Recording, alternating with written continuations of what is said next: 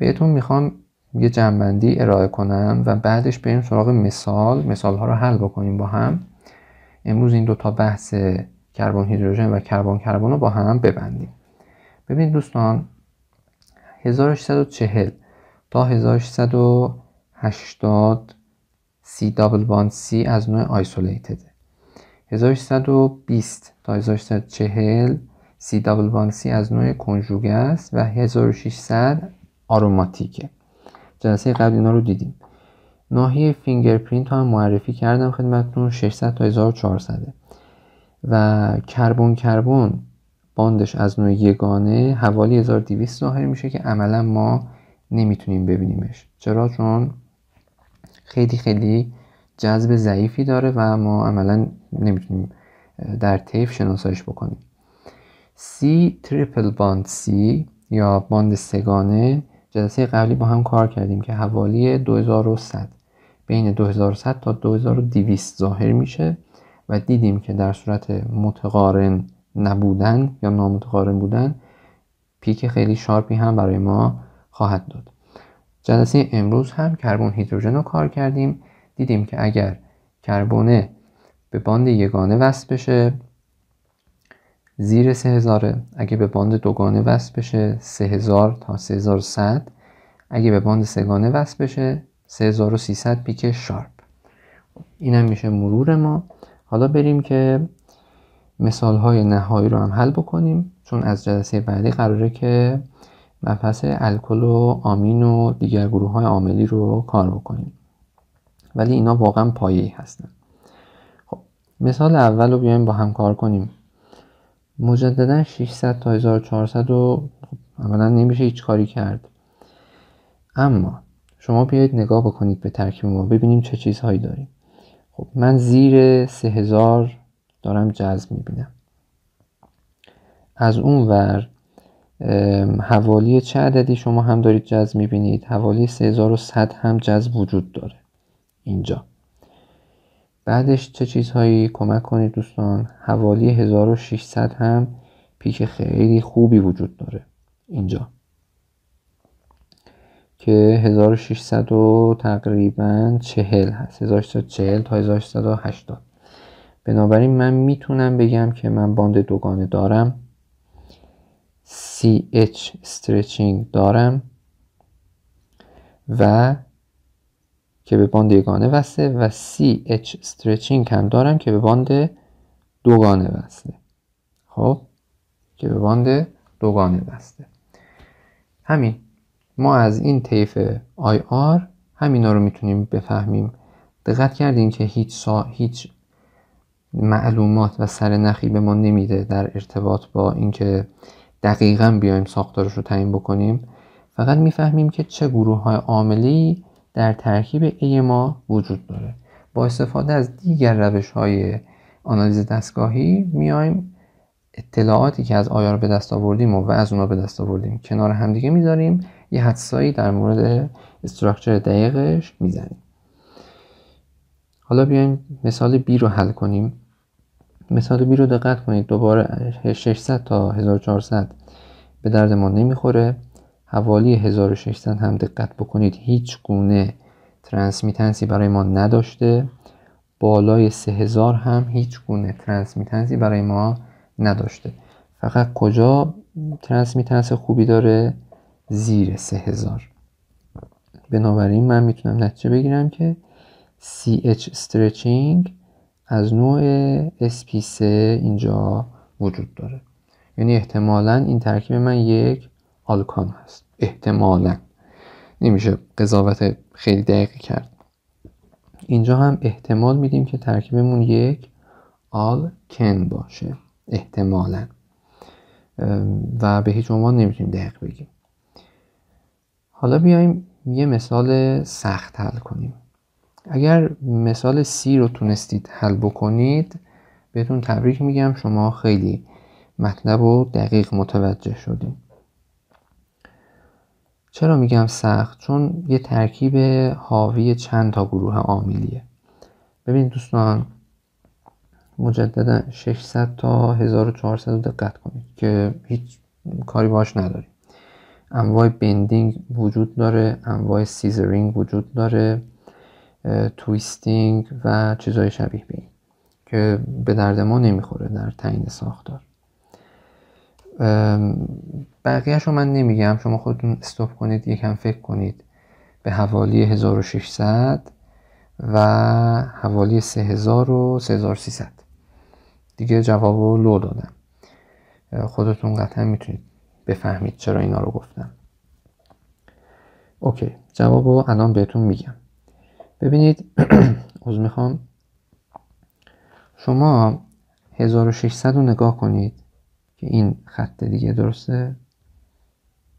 شما حوالی 1600 رو اگر دقت کنید ما 2 تا پیک خوب داریم، 2 تا پیک خیلی جالب.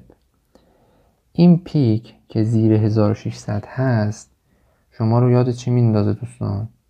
من در جلسات قبلی براتون گفتم که 1640 تا 1680 سی دابل باند سی از نوع آیسولیتد، 1620 تا 1640 سی دابل باند سی از نوع کنجوگه، ولی 1600 و زیر 1600 بهتون چی گفتم؟ احسن، گفتم که از نوع آروماتیکه. برای اولین بار یه طیف از آروماتیک ها هم دیدیم.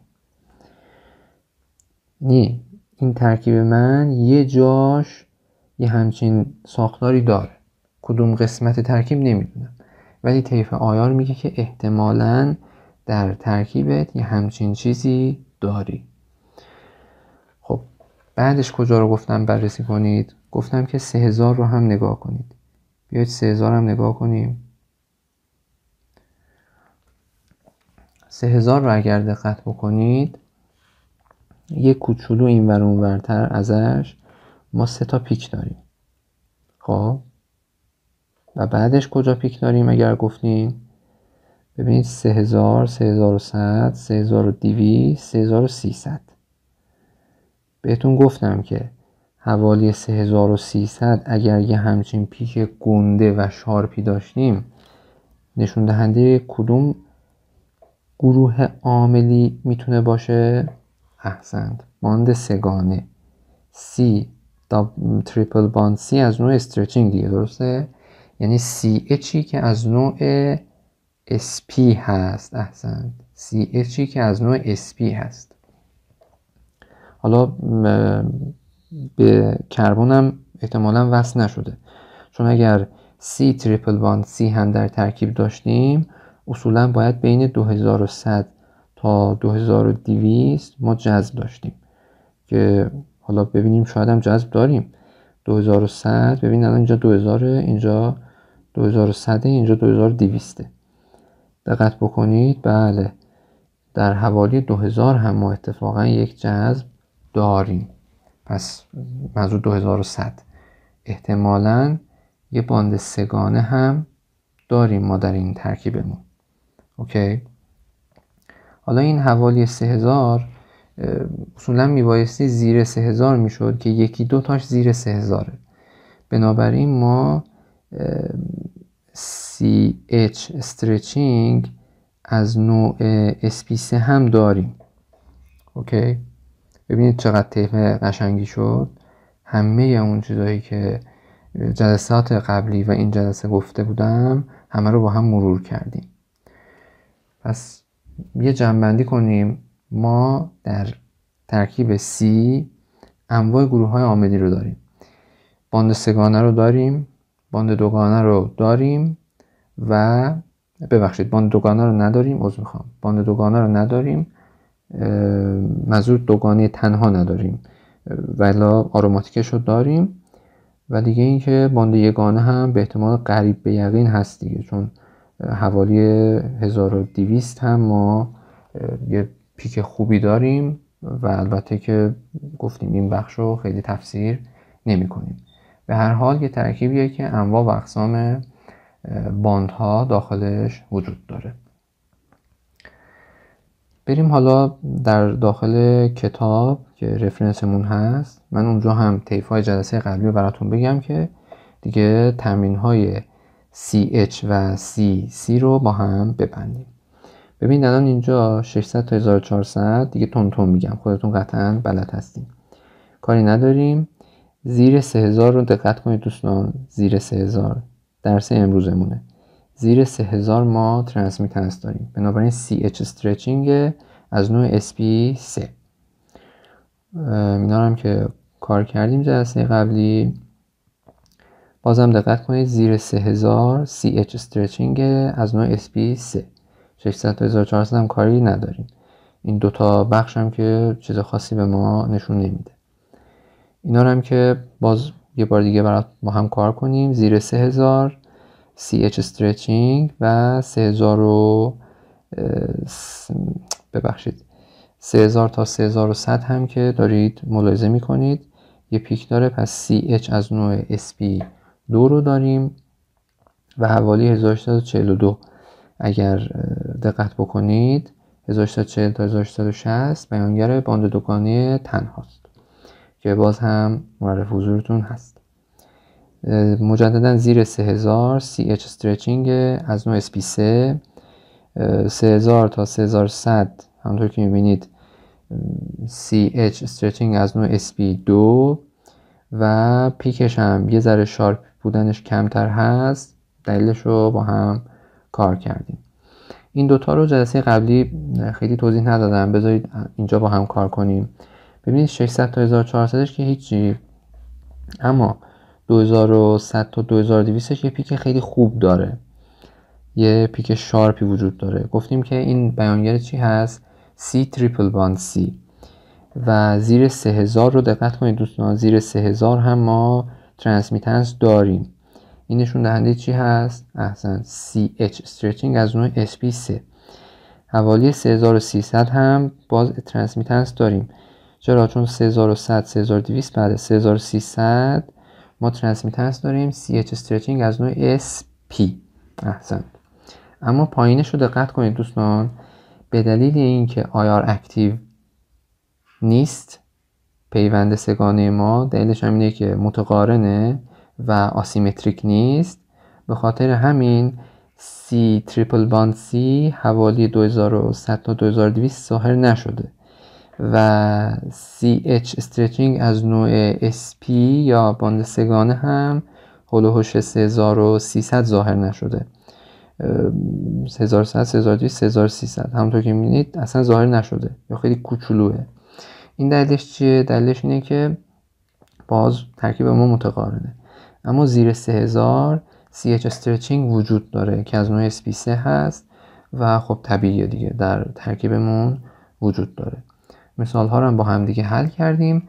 از جلسه بعدی ایشالله وارد جذب IR ترکیبات الکلی آمینی و دیگر مباحث میشیم. لطفاً لایک کنید، سابسکرایب کنید، شیر کنید. اگر از این ویدیو خوشتون اومد و استفاده کردین حتما منو از نظرات ارزشمندتون بهره مند کنید و لطفاً دیگر قسمت های این لیست پخش رو که لیست پخش آنالیز دستگاهی هست نگاه بکنید و از ابتدا این ویدیوها رو نگاه کنید که حتما براتون موثرتر واقع میشه. تا ویدیو بعدی، خدا نگهدارتون باشه.